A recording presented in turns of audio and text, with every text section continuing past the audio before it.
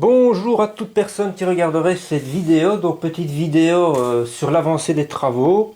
Là je crois que tout le monde a déjà compris que j'avais mis du primaire sur la Dodge Charger RT 1968 de chez Revell. Donc la première construction que je m'étais mise à faire, c'est le moteur. Le moteur il est très sympa. Et alors vous voyez le bloc ici, c'est dans certaines marques parfois ou sur certains niveaux, c'est déjà tout fait. Là, il faut le faire soi-même, il faut coller les pièces. Une fois qu'on a collé ça, il faut venir faire ça ici.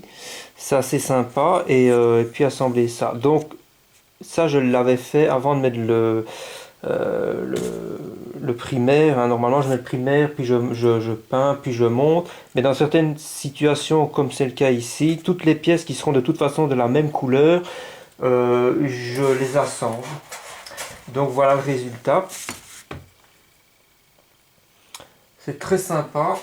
La deuxième partie n'étant pas de la même couleur, je ne l'ai pas collé. Mais donc c'est vraiment un très très beau bloc moteur, une très belle reproduction de ce gros molosse américain. Donc voilà, tout a été, pas de souci d'ajustage, franchement c'est du propre, c'est magnifique, c'est merveilleux. Alors, autre chose, la couleur de ce moteur, eh bien, je l'ai commandé, je l'ai reçu. La couleur de ce moteur, c'est du bleu Ford, et donc je me suis dirigé vers la marque américaine Testo Model Master, et comme vous pouvez le voir, Ford GM Engine Blue, c'est donc le bleu officiel des blocs moteurs de l'époque. Il y a d'autres marques hein, qui font des couleurs qui correspondent à des couleurs réelles, mais j'aime beaucoup cette marque. Et alors j'avais déjà acheté d'ailleurs par le passé le rouge des moteurs Chevrolet. Donc voilà, le bloc ici, il sera fait avec ce bleu. Le primaire que j'ai utilisé, je vais encore devoir lui donner un petit coup de ponçage. Et puis réajuster deux trois choses sur la carrosserie au niveau primaire parce que j'ai testé un nouvel aérographe qui m'a tellement bluffé que j'en ferai une vidéo dédiée. Un aérographe à aspiration. Là franchement j'ai été bluffé et il a plein de qualités, donc je vais pas en parler maintenant puisque ça fera l'objet d'une vidéo. Le primaire que j'ai mis là-dessus, ben c'est lui. Voilà, c'est un primaire que j'ai. C'est la première fois de ma vie que j'ai acheté un produit AK Interactive.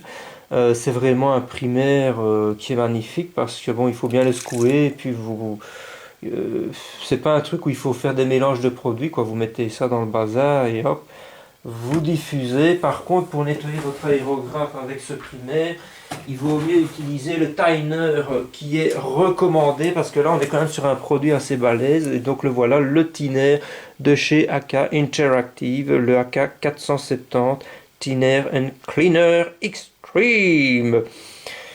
Donc autre chose, il y a une petite astuce, vous voyez, ça c'est la calandre de la belle Dodge Charger.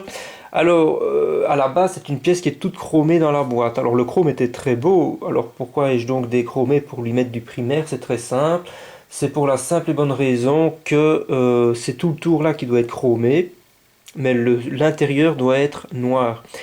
Or, mettre du noir sur du chrome, tout qui a essayé se sera rendu compte que ce n'était pas possible, ou alors ce sera un travail vraiment pas très très beau. Donc moi je me suis dit, je vais mettre du chrome là où il faut en mettre, du noir là où il faut en mettre, en faisant un système de cache pour pouvoir faire un travail au top du top. Alors pour déchromer, j'ai tout bêtement utilisé de l'eau de l'eau de javel pure. Vous mettez ça dans l'eau de javel pure et je peux vous assurer qu'il ne faut pas 5 minutes pour que le chrome ait disparu. Et donc voilà, de l'eau de javel, on trouve ça vraiment facilement, c'est merveilleux. Et pendant que je vous parle, comme j'ai fait d'autres petites vidéos avant, je vois que la caméra clignote, comme quoi on arrive à la fin de la mémoire. Il me reste plus que 3 minutes.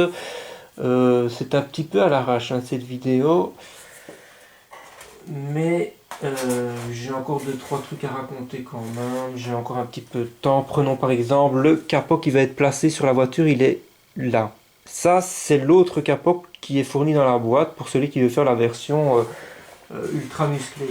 Alors pourquoi je l'ai monté en collant cette prise d'air et pourquoi je l'ai mis en primaire? Parce que je vais me servir de lui pour faire l'essai peinture et l'essai vernis. Pour une raison toute simple, j'ai laissé tomber les vernis en bon parce que je les utilise correctement, mais je ne suis pas du tout satisfait du résultat. Donc moi je mettais une première couche très fine, une fois qu'elle était sèche, en constatant qu'il n'y avait pas de réaction, tac, je mettais le vernis, mais franchement, je trouve que c'est vraiment pas terrible. Donc j'ai décidé de m'attaquer au vernis, à l'aérographe. Alors là je vais faire quelques petits essais, voilà, bon j'avais acheté ça, je n'ai encore jamais essayé, je l'ai eu il n'y a pas longtemps.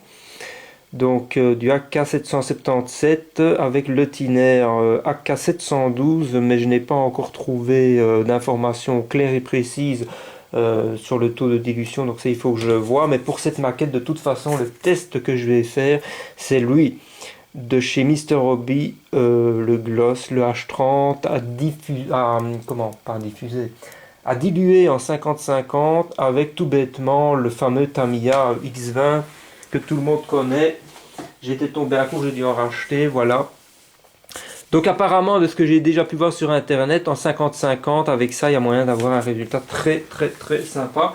Et peut-être un jour, je testerai des trucs du style, des vernis de chez Gravity Color, à plusieurs composants, etc., etc. Mais pour le moment, je trouve que c'est très sympa. Comme ça, je vois qu'il me reste qu'une minute, donc je ne vais pas prendre le risque de me lancer dans d'autres explications. Mais donc voilà, la petite avancée de cette maquette pour l'instant. Voilà, la contreporte a été mise en primaire et j'ai utilisé un aérographe à aspiration pour la première fois et il m'a littéralement bluffé à tel point que j'ai décidé que je lui consacrerai une vidéo entière pour vous dire pourquoi il y a énormément d'avantages à utiliser ce genre de choses quand on fait des maquettes, attention, de voitures, de camions, voire même de bateaux. Sur ce, je vous dis à la prochaine. Ciao, ciao.